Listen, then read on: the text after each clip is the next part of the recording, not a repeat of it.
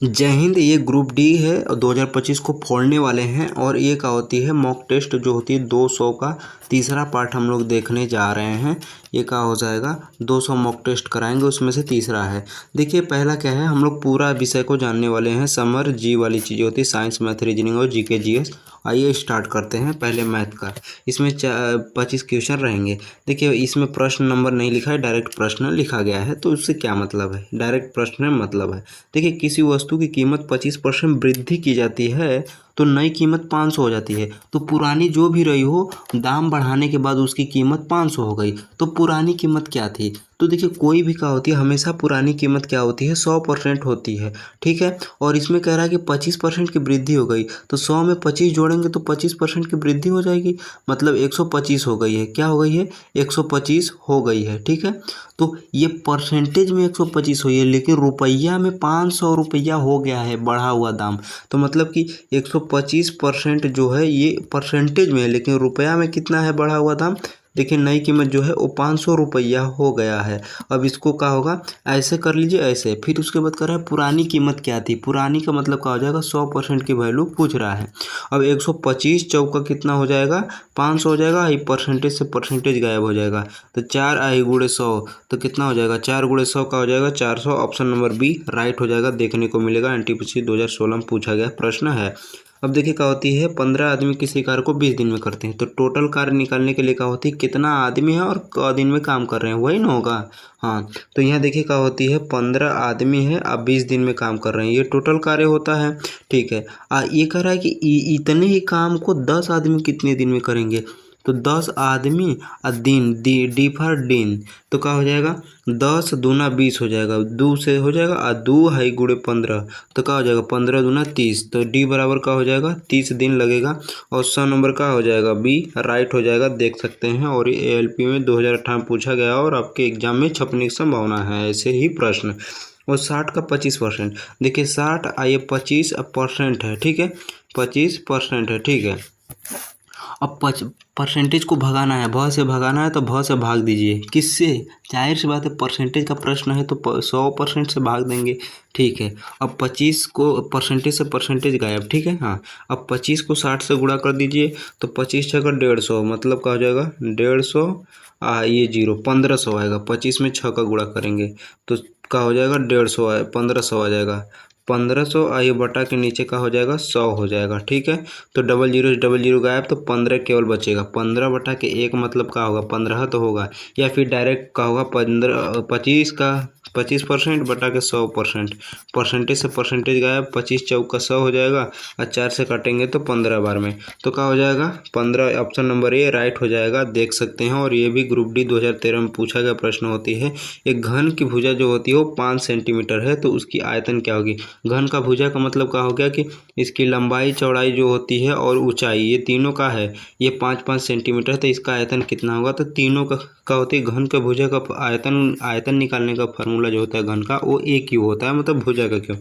तो 5 का क्यूब कितना हो जाएगा, 125 सेंटीमीटर क्यूब हो जाएगा। ऑप्शन नंबर बी राइट हो जाएगा। एग्जाम में छपने वाले प्रश्न है। देखिए क्या होती है, 5 नींबू की कीमत जो होती है 20 रुपया है। अरे 5 नींबू की कीमत 20 रुपया है, तो एक नींबू देखिए 5 नींबू मिला है 20 रुपये में, तो एक नींबू मिलेगा 5 चौका मतलब 4 रुपये में मिलेगा एक नींबू। तो एक नींबू 4 रुपये का, तो 15 नींबू की कीमत क्या होगी, तो 15 गुणे 4 करेंगे तो मिल जाएगा, तो 15 चौके 60 रुपये हो जाएगा। ऑप्शन नंबर ए राइट हो जाएगा आपके। मैं नहीं कह रहा हूँ, ये देखिए ग्रुप डी 2014 में पूछा गया प्रश्न है, मैं थोड़ी कह रहा हूँ। अब रीजनिंग से प्रश्न है, इसको देख लेते हैं, छेद कर देते हैं। देखिए क्या होती है, यम, एक यम के बाद एन आता है, ए के बाद बी आता है, और एन के बाद ओ आता है, जी के बाद एच आता है, ओ के बाद पी आता है। इसी प्रकार जी के बाद एच आता है, आर के बाद यस आता है, ए के बाद बी आता है, पी के बाद क्यू आता है, ई के बाद एफ आता है।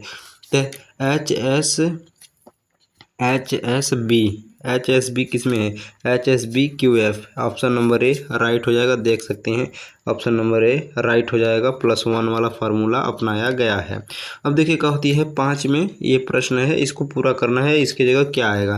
तो देखिए 5 में क्या करेंगे, 6 जोड़ेंगे तो 11 आएगा, 11 में 6 जोड़ेंगे 17, 17 में 6 और जोड़ेंगे 23, 23 में 6 छोड़ेंगे तो क्या हो जाएगा 29 आ जाएगा। ऑप्शन नंबर का हो जाएगा बी, देखने को राइट मिल जाएगा। और ये देखिए 3 में क्या होती है, 3 जोड़ेंगे तो 6 हो जाएगा, और 6 में जोड़ेंगे 5 तो क्या हो जाएगा 11 हो जाएगा, और 5 में 7 जोड़ा है तो ये 18 हो गया है। मतलब 3 2 5 और 5 2 7, तो 7 2 9, मतलब 9 जोड़ेंगे 18 में तो 27 हो जाएगा। ऑप्शन नंबर क्या हो जाएगा, सी राइट हो जाएगा। अब देखिए क्या होती है ब्लैक, ब्लैक क्या होती है बी है, बी के बाद सी आता है, फिर एल है तो एल के बाद एम आता है, ए है ए के बाद बी आता है, सी है सी के बाद डी, के है के के बाद एल, इसी प्रकार डब्लू है, डब्लू के बाद क्या हो जाएगा एक्स आएगा, एच है एच के बाद क्या होती है एच आई आएगा, आई है आई के बाद जे आ जाएगा, फिर इसके बाद टी है टी के बाद यू, ई है ई के बाद एफ, मतलब x I J you, x I J you और एफ हो जाएगा। ऑप्शन नंबर ए राइट हो जाएगा, x I J you option number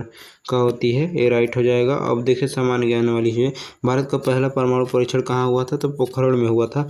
हम लोग कभी भी स्विमिंग खेल सीखते हैं तो नहर में पोखरा में ही सीखते हैं, तो क्या हो जाएगा स्विमिंग माने तैरना, तैरना सीखते हैं पोखरा में। तो क्या होता है पहला परमाणु परीक्षण का हुआ था पोखरण में हो गया था।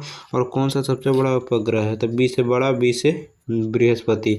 ऐसे भी नाम में सबसे बड़ा अक्षर संख्या अक्षरों की सबसे बड़ी अधिक जो होती है बृहस्पति की है, और सबसे छोटा पूछेगा तो बुध, बी से बृहस्पति, बी से बुध और बी से बड़ा बड़ा हो जाएगा। और बुध का सबसे छोटा है अक्षर, इसीलिए सबसे छोटा ग्रह।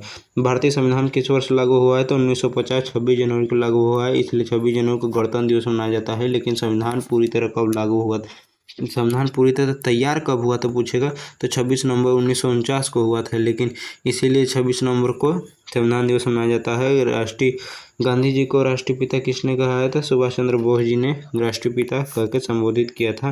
राज्यसभा के सदस्यों का कितने वर्षों के लिए चुने जाते हैं, तो प्रत्येक 6 वर्ष के लिए चुने जाते हैं। समय अब क्या होती है साइंस है, रक्त का शुद्धिकरण कौन करता है, तो रक्त के बीच में क है, तो क से क्या हो जाएगा आधा क है, तो क से किडनी हो जाएगा, ब्रिक हो जाएगा। ऑप्शन नंबर सी राइट हो जाएगा। और जल का घनत्व जो होती 4 डिग्री सेल्सियस पे बहुत ही क्या होती है सख्त होता है। कौन सी ग्रंथि इंसुलिन स्रावित करती है, तो पैनक्रियाज जो होती है अग्नाशय का करती है स्रावित ग्रंथि होती है। ऑक्सीजन की खोज किसने की है, तो प्रिस्टले होता है। ऑक्सीजन जो होती है वो क्या होती है जिस टंकी में जिस पाइप में रहती है वो प्रेस करके भरा होता है, दाब देकर भरा हुआ है, प्रेस मतलब प्रिस्टले हो जाएगा।